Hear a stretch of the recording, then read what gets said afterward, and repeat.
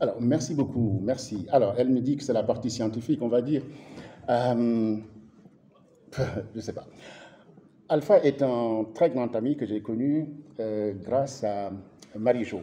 Euh, Comme elle l'a si bien dit, il était venu en France et a présenté cet ouvrage-là, que j'ai eu la chance de modérer, parce que elle me dit, Pape, j'ai deux philosophes chez moi, je sais, ils ont écrit un livre, voilà. Alors que c'est une brillante femme, c'était de la modestie. Je lui ai dit, bah, deux philosophes, oui, bah, c'est mes compatriotes, bah, si tu veux que je me lance, je me lancerai. Voilà. Hein? Et donc, je me suis lancé et ça a été un très grand plaisir. Et elle vous a parlé de la femme de Cheikh Anta Diop, ça veut dire, moi, je suis un universitaire exigeant. Dans le savoir, il n'y a pas d'âge. Ce qui compte, un petit, par exemple, peut nous enseigner. Si je respecte le petit, l'ancien doit nous respecter. Et voilà. Donc, j'ai tenu tête à cette dame. C'est après qu'on a su. Mais même si je savais qu'elle était la femme de, moi, vous êtes tous pareils pour moi. C'est ça mon défaut. Voilà. Pour moi, il n'y a pas de ségrégation. Mais ça s'est très bien passé puisqu'effectivement, tu étais devenue sa grande confidente, sa grande amie, sa voisine, etc. Vous voyez? Un peu sa fille. Un peu sa fille, voilà. Et donc, elle m'a présenté Alpha et nous avons fait cette conférence. Et depuis lors, on ne s'est pas quitté. Alpha savait que j'étais animateur de Café de Philo. Je fais partie des premiers à initier ça et à l'inaugurer jusqu'à Tahiti, en Polynésie française. Et il m'a suivi, il m'a dit, ben, j'aimerais bien développer ça au Sénégal. Et l'Institut français de Saint-Louis lui a confié l'animation de la nuit de la philosophie.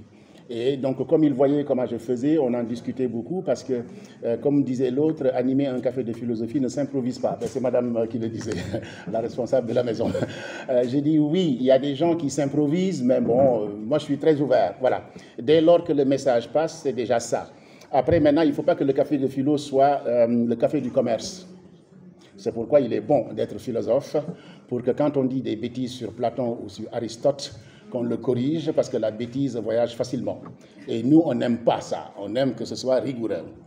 Bien.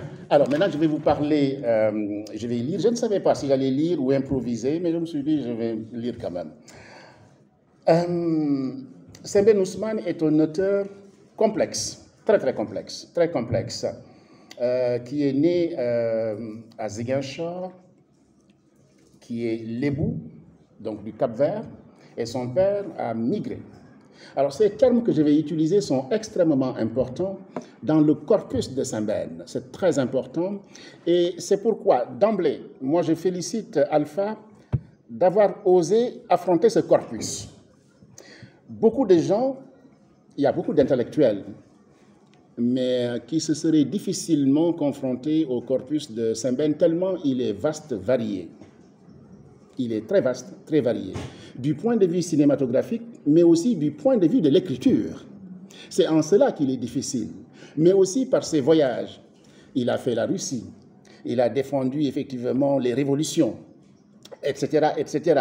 C'était pour ma part, quand je lisais Alpha, cet ouvrage Ousmane Sembène, je pensais à Sartre. Si vous connaissez Sartre, c'est le philosophe engagé qui descendait sur le terrain. Alpha est un auteur polymatique, c'est-à-dire qu'il écrit sur tout. Mais en écrivant sur tout, il y a toujours la pointe du philosophe et le regard du sociologue. Parce que quand j'ai parcouru sa biographie, vous savez très bien que quand on me confie une mission, je travaille l'auteur. Moi, je travaille l'auteur. Ce n'est pas parce que je le connais, il faut que je le dépasse. Donc, il est maître en philosophie, mais aussi il a des références en sociologie, ce qui fait qu'il a un regard aiguisé. Un des grands intellectuels, et ce n'est pas pour le flatter, je ne flatte jamais, je n'ai pas le temps de flatter. Et je ne suis pas mauvais, je suis bon. Quand je vous dis que Alpha est bon, quand je vous dis que Alpha est... C'est l'un des intellectuels les plus prolixes au Sénégal. Il y a une amie qui est ici, elle va être gênée, c'est Cécile Tchakan. Il faudrait que tu rencontres. Cécile écrit aussi sur notre socioculture, ce que tu fais pour dénoncer, alerter, inviter à regarder autrement notre pays et notre culture. Parce que nous sommes dans des traditions de masla, où effectivement on caresse. Je n'aime pas ça. J'aime dénoncer pour construire. J'aime alerter pour informer. Parce que si nous caressons toujours, nous ne saurons jamais. Et pourtant, malgré tout le travail de Cheikh Anta Diop pour dire que nous sommes pionniers, nous sommes derrière. Et pour quelle raison? Je voudrais d'abord saluer mes amis, Marie-Jo, qui m'a permis de rencontrer Alpha en 2001 à Ivry-sur-Seine. Je voudrais aussi saluer Marie-Thérèse, qui est très discrète, Marie-Thérèse.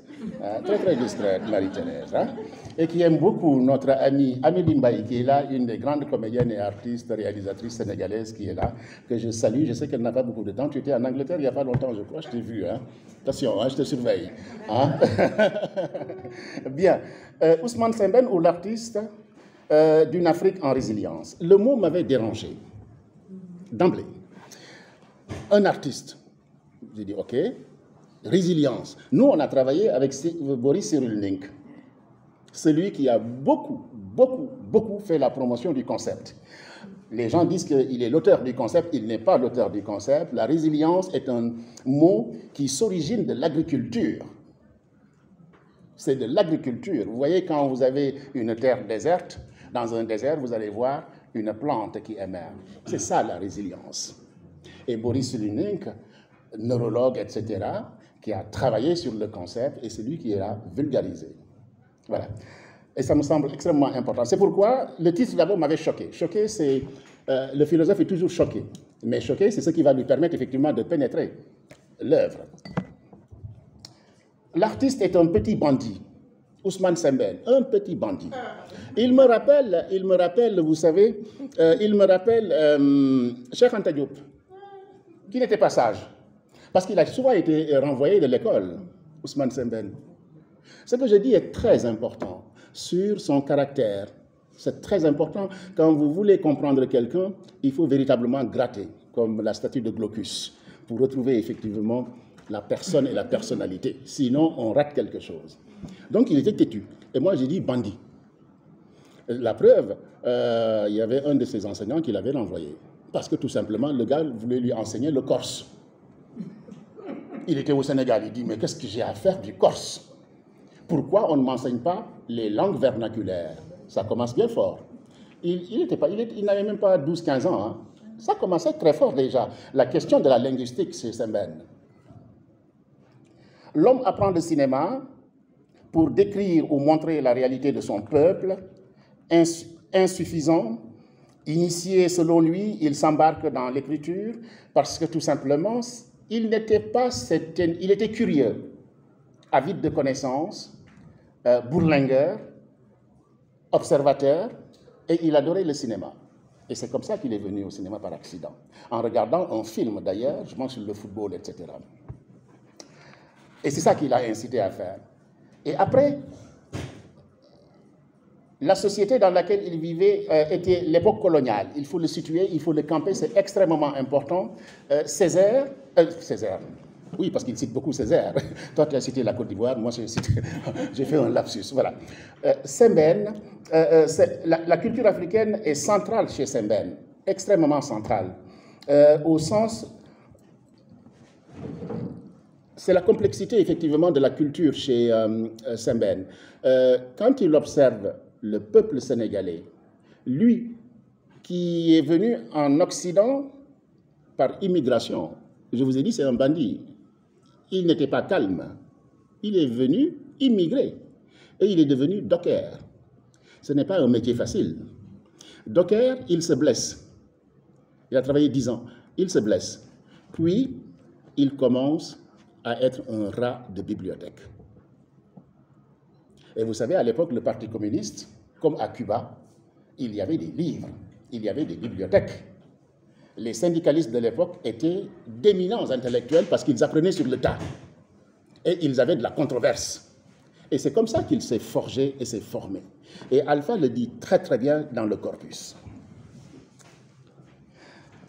Le voici dans sa grande bibliothèque que Alpha va parcourir sans manquer de s'arrêter pour faire des digressions philosophiques.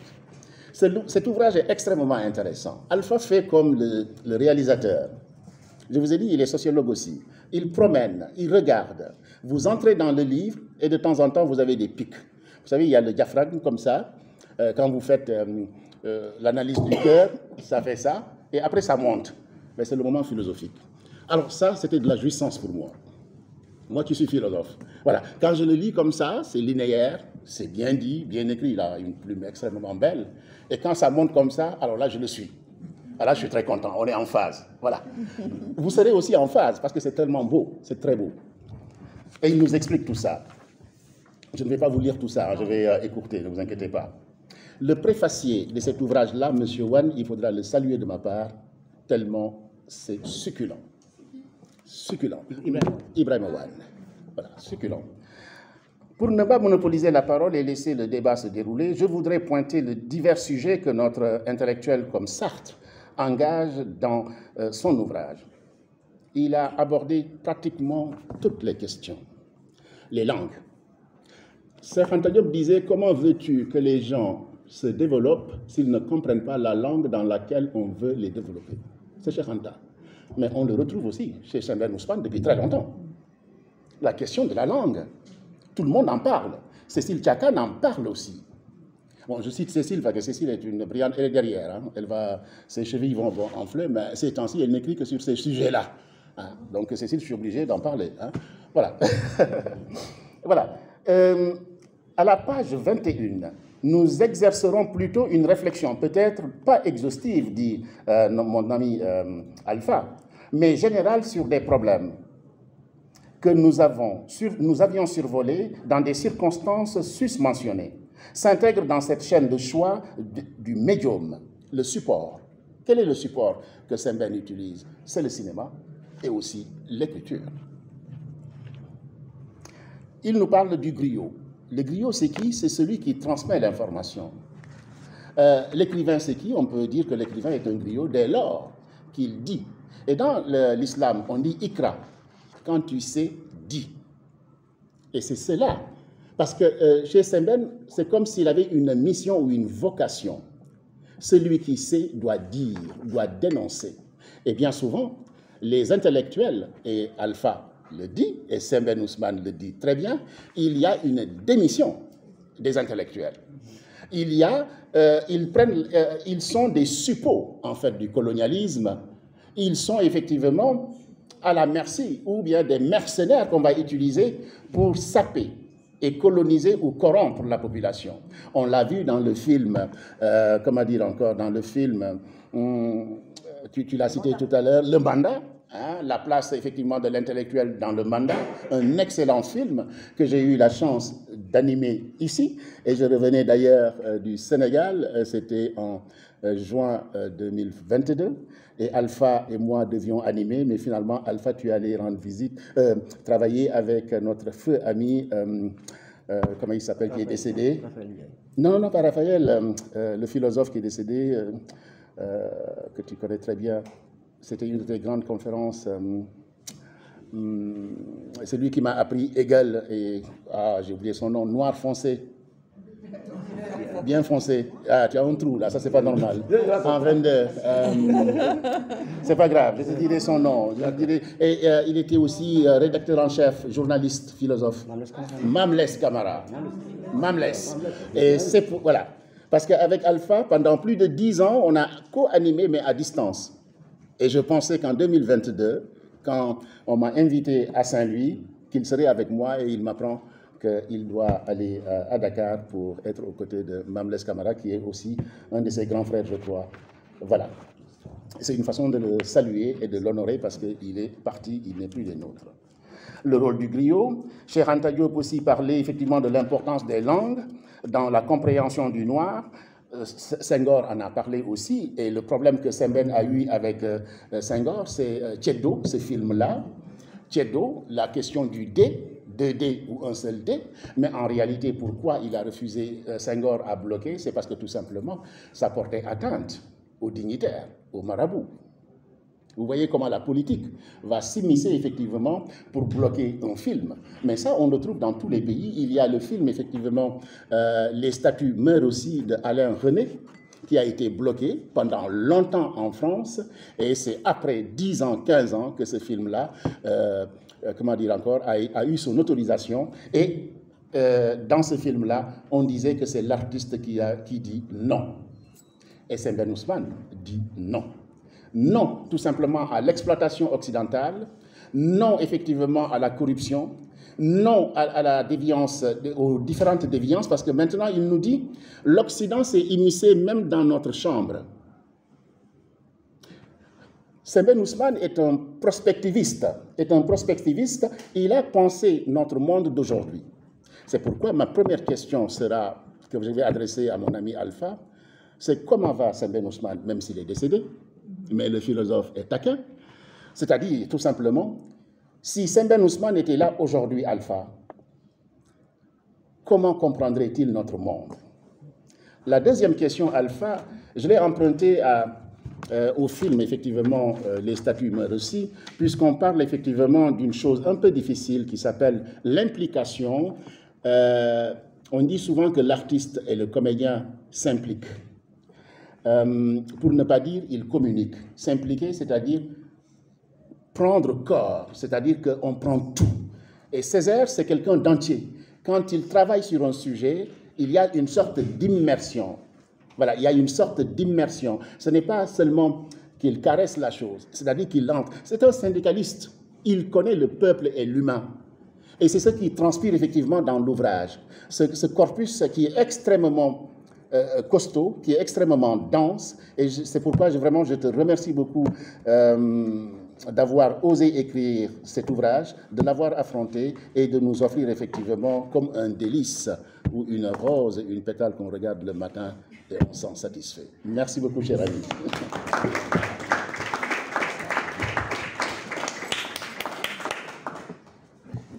Bonsoir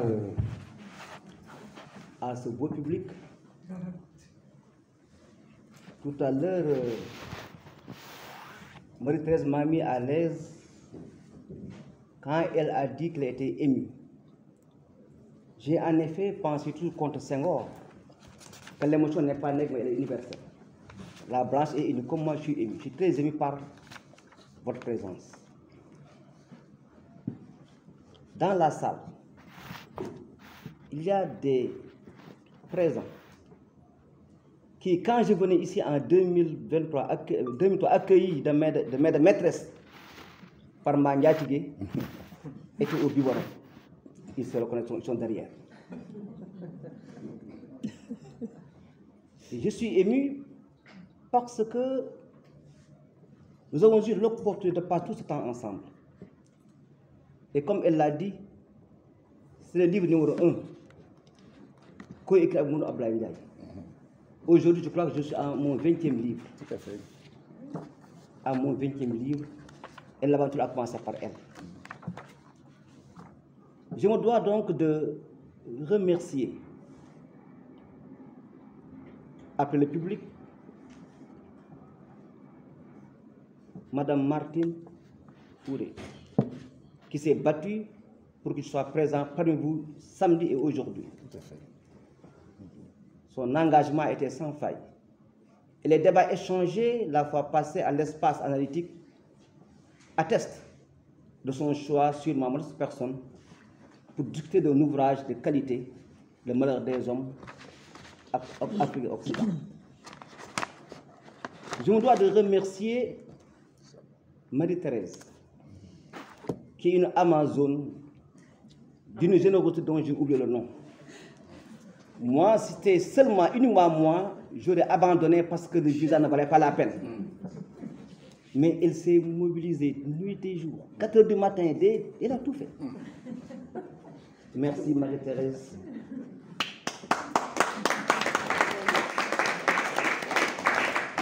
Je me dois de remercier Pape Bakary Sissoko, que j'appelle mon maître. Parce que quand je suis venu en 2003, je crois, avec mon nom Ablaye Ndiaye, non seulement il m'a mis en rapport avec tous les journalistes qui sont en France, à Paris notamment, il a créé un débat intéressant, mais il m'a initié à l'animation du Café Philo. Et je crois que si on décompte à l'Institut français de Saint-Louis, j'ai durant 10 ans animé plus de 100 cafés dans tout le Sénégal. Tout à fait. Et ça marque ça porte la marque d'un homme dont l'image que nous renvoyons en Afrique, c'est le fil et l'aiguille de Niaourek. Il est le lieu de la connexion. Last but not least, cette grande dame, elle n'est pas là pour nos beaux yeux. Elle n'est pas là pour m'avoir invité et accueilli. Elle est là pour avoir écrit un livre sur l'excision. Et pour avoir eu ce que je n'ai pas eu moi, un contact physique avec Ousmane Sembène. C'est ça. Moi, je n'ai jamais rencontré Sembène Ousmane. Mais mieux, en 2018, il nous a fait l'honneur de venir à Dakar participer à un panel à l'occasion du 10e anniversaire de rappel à Dieu de Sembène Ousmane. Donc, elle a beau être modeste et dire qu'elle est là en tant que je ne sais dans quel discours, mais en réalité, son statut est éminemment scientifique. Mes hommages, madame. Que nous ne dirions pas sur Sembène. Mais vous avez réglé le problème à partir du mois ou avant moi. Vous avez ici dans la salle à visiter des films. Et moi, ce que je fais, comme l'a dit Pape, c'est regarder le philosophe. Quel est ce regard? Je dis souvent à mes élèves que pour comprendre son rôle, le philosophe, il faut peut-être l'image de Nietzsche, qui nous renvoie un peu à quoi? Qui nous renvoie au ruminant. Que ce soit la vache, le mouton, on emmagasine, après maintenant on se met à ruminer. Donc nous, on ne crée pas, mais on discute de la création des autres. Il y a un regard, une observation, un examen pour évaluer, pour penser le monde. Et Sembène n'est pas là, mais il est là. Je crois que c'est André Marlot qui disait que l'art est un antidestin. Mes hommages des artistes. Parce que vous ne mourrez jamais. Sembène est là parce que les questions que nous traitons, les questions qui sont au cœur de notre vivre ensemble, des questions fondamentales, sont des questions rigoureusement analysées et posées depuis belle lurette par Sembène Ousmane. Madame Martine Fouré, avant-hier, je vous disais, selon les beaux mots de Cheikh Hamidou Kane, que l'Occident est possédé et malheureusement le monde s'occidentalise. Mais avant ça, que disait Marx? Karl Marx disait que la bourgeoisie a noyé les valeurs les plus cardinales de l'homme dans les eaux glaciales du paiement au comptant compté. Ça veut dire que le tissu éthique s'est effrité, ici comme ailleurs. Et Sembène, vous l'avez évoqué tout à l'heure, dans le mandat, la dernière séance, le dernier acte, dans le mandat, c'est Mokhro Djegueye, Ibrahima Dieng, qui dit désormais dans ce pays, en 66, l'honnêteté est un délit. Mon cher Pape, ce qui était accessoire, inessentiel, est devenu une dominante dans nos sociétés. Vous me demandez que dirait Sembène s'il était là. Au moment de boucler mon livre, Trump avait décidé de mettre un terme immédiatement à l'aide aux pays africains. Or, j'entends dire que Trump est un fou. Mais si c'était un fou isolé, ce ne serait pas grave. Mais la base qui suit Trump, qui donne la force, c'est ça le problème. Mais passons. Passons parce que ce qui est intéressant ici, c'est que Sembène, dans Guelwaar, a attiré notre attention sur le rôle pernicieux que constitue l'aide dans nos pays. Déjà, je crois, Jimmy Carter disait que l'aide, en réalité, c'est l'aide des riches des pays pauvres aux riches des riches des pays développés aux riches des pays pauvres. C'est un monde de corruption, le clientélisme, et Sembène l'a bien montré. C'est pourquoi, quand on a lu Sembène, et quand on localise Sembène, on est amis de dire, mais on n'a pas, nous, à être orphelins parce qu'on n'est plus aidé. Un peuple dont la nourriture dépend de l'autre. Un peuple dont la santé dépend de l'autre. Un peuple dont l'éducation dépend de l'autre est un peuple condamné à l'échec, à la mort. Et c'est ça qu'avait dit Gallois. Et la classe dominante lui en a voulu, et c'est pourquoi il a été assassiné. Vous me demandez que ferait Sembène? Mais c'est une question douloureuse que j'ai abordée.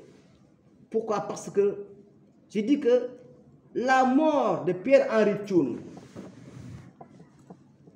est une invitation à réfléchir sur l'Afrique et ses leaders. Vous avez de grands leaders, mais dès qu'ils disparaissent, il n'y a pas de successeur. Edouard Mondlane, Amical Cabral, Lumumba, ils sont morts, ils sont morts. De la même manière que nous montre Sembène Ousmane. Au lendemain de l'assassinat de Pierre-Henri Tchoune, ceux qui étaient à ses côtés et qui auraient dû porter le combat se sont mis à se chamailler pour récupérer l'aide alimentaire. Mais Sembène, il est optimiste devant l'Éternel. Ce sont les enfants. Et ça, c'est important. Parce qu'en Afrique, on a l'habitude de jeter l'antenne sur les enfants. C'est les enfants. Ah, ça me rappelle ces enfants, l'artiste. Dans Afrique Sounou, de Ismaël Lô, l'Afrique déchiquetée, malmenée, c'est les enfants courant à Kelele qui se donnent la main pour reconstruire l'Afrique mère. De la même manière, dans Guelwaar, c'est Étienne qui dit que ce qui est mauvais, ce n'est pas ce que nous faisons nous, c'est-à-dire marcher sur les éléments. Ce qui est mauvais, c'est que vous qui étiez là et pour qui est mort Pierre-Henri Tchoune, vous n'avez pas bougé. C'est ça qui est lâche. Ce message, il est là. Mais Sembène, il est très taquin. Et j'ai dit dans mon livre que quand on lit Sembène, on pense qu'il est belliqueux. On pense qu'il est revanchard. Non. Sembène a la malchance d'aborder des questions tellement sensibles que fatalement, il est en conflit avec l'ordre. Si ce n'est pas le colon, c'est les nouveaux États africains. Tout à fait.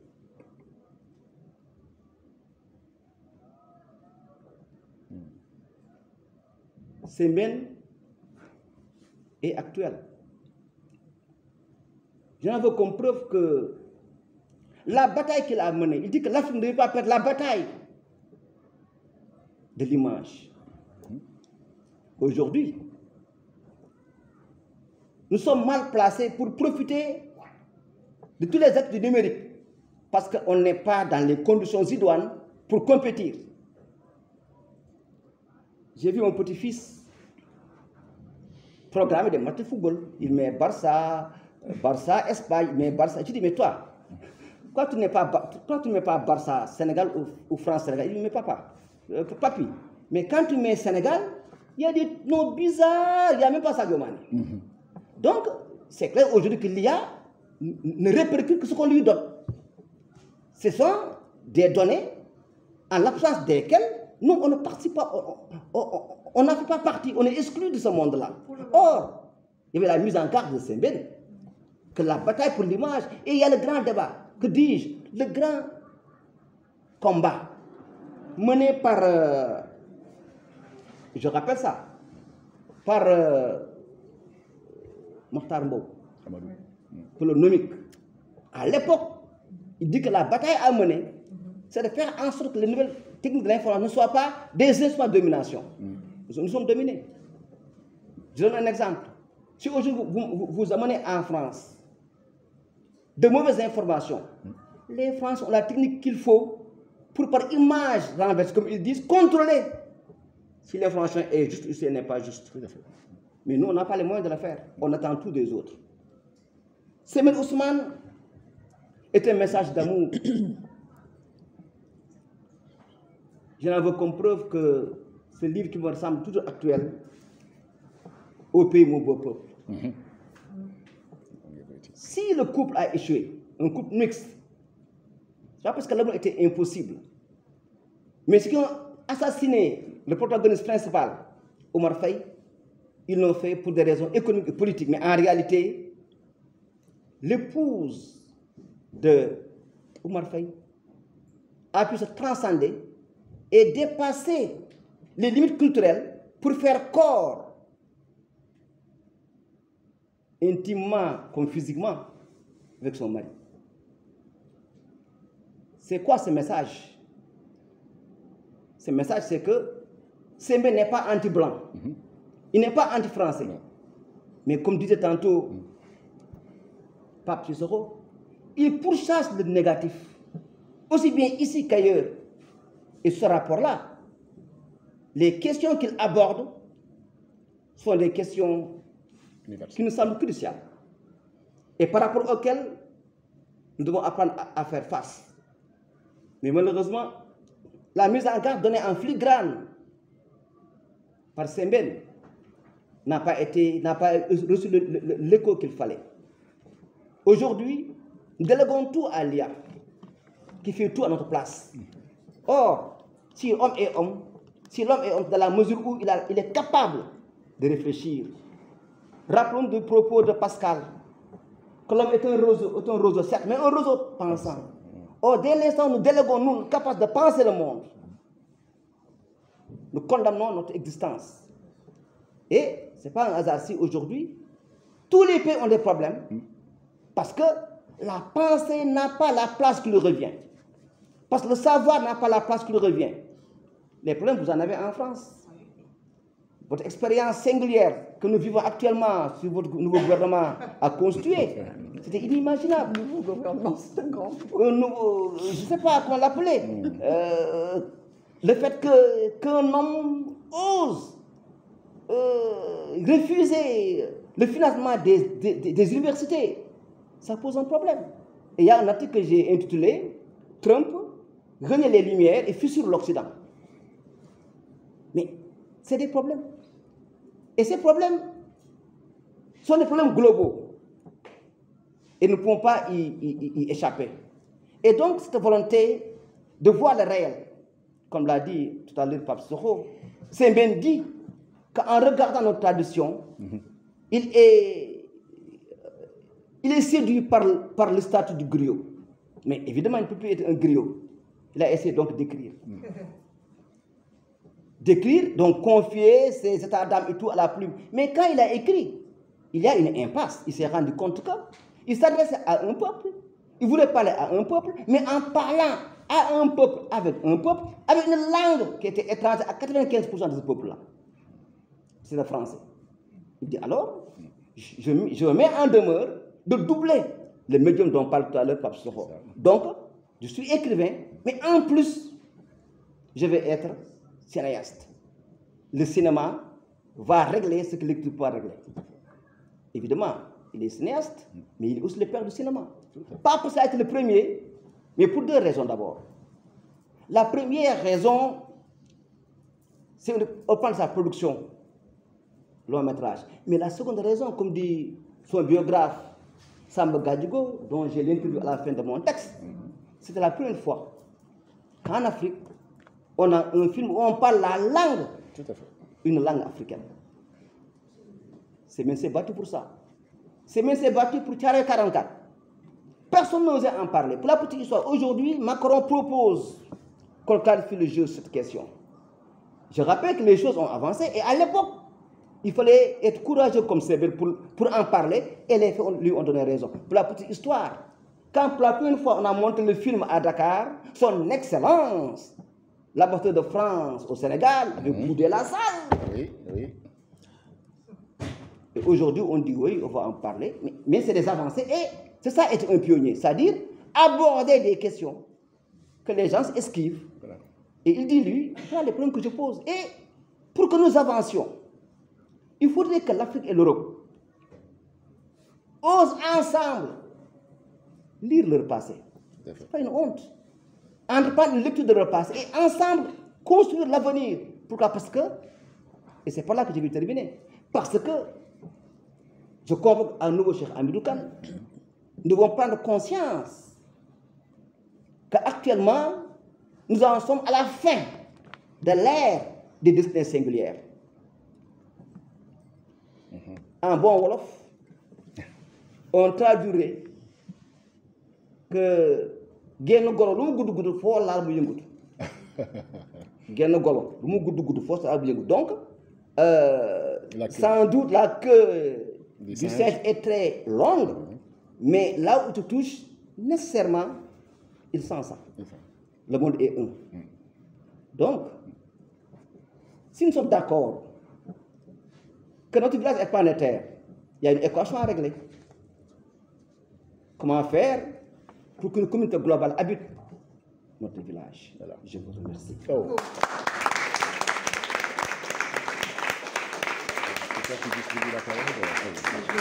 Vas-y, vas-y.